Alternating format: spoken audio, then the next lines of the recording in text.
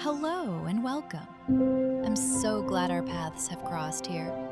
My name is Mio, and you're listening to Dear Future Me, a space where we can leave gentle messages for the person we are becoming.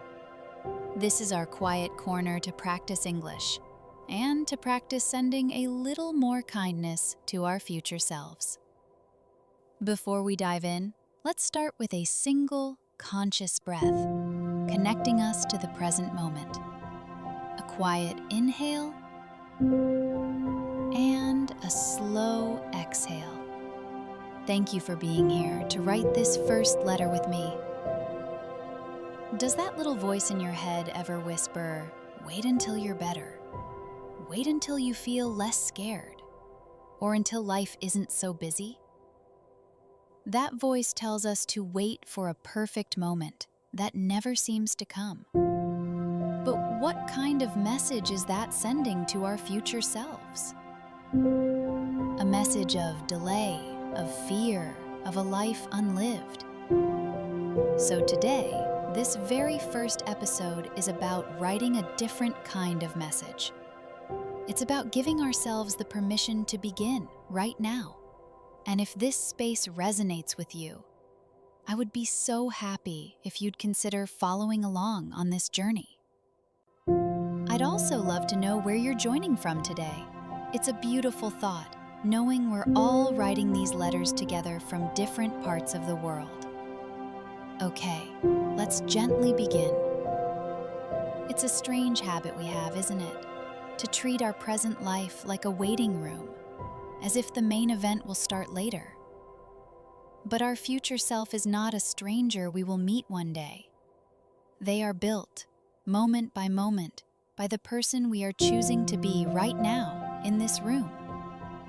One day is the gentlest cage we build for our dreams. What if the kindest letter we could ever write to our future me is simply a life that has been fully lived, starting today?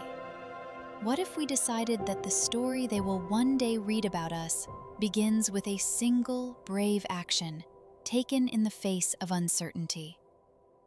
Let's be honest about what's holding us back in this waiting room. It isn't time, it's fear. A deep, quiet fear of being seen in our messy, unedited first draft. Our phones show us a gallery of finished paintings, the flawless careers, the picture-perfect moments, and we become hesitant to let our future selves see the messy charcoal sketch of who we are today. We compare our chapter 1 with someone else's chapter 20, and so we decide it's safer not to write at all. But a blank page is the only story our future self can never learn from. Let me share something personal with you. This first letter to our future selves, it almost wasn't written. For months, the idea for Dear Future Me lived silently in my notes, surrounded by doubts. What if my English isn't perfect enough? What if my stories aren't profound enough? I was waiting to be the flawless narrator of a story that hadn't even begun. But this morning, I saw a child learning to walk in the park. He'd take one wobbly step, then tumble onto the soft grass. He would push himself up, maybe cry for a second, and then try again.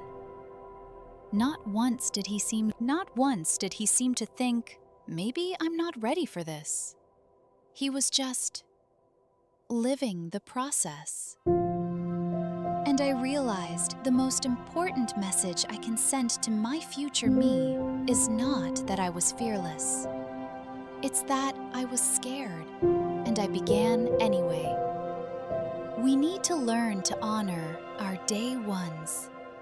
Our future self won't remember if our first attempt was perfect, but they will remember that it happened.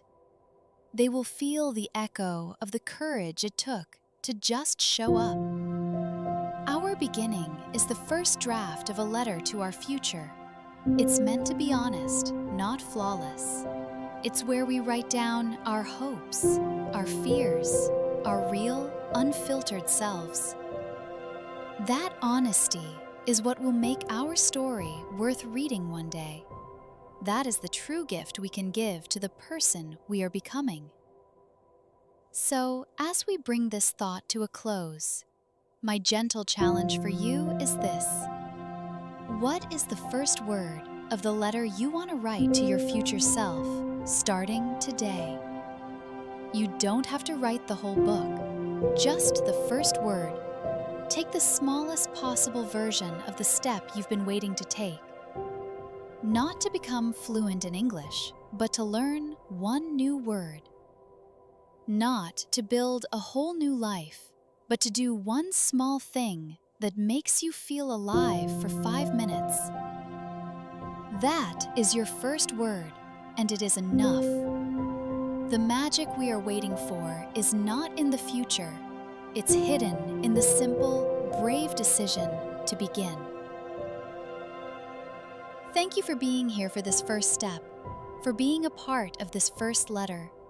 And as we close each episode of Dear Future Me, I want to leave a short, honest message for the person I hope to become. Dear Future Me, I hope you remember this feeling. The quiet fear, the shaky hands, the loud voice of doubt. I hope you remember how small we felt and how we chose to begin anyway. I'm not asking you to be perfect. I'm just asking you to be proud of us for starting.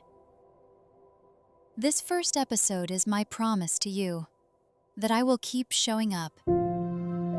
With hope, Mayo. Thank you for listening. Until we meet again, please be kind to the person you are today.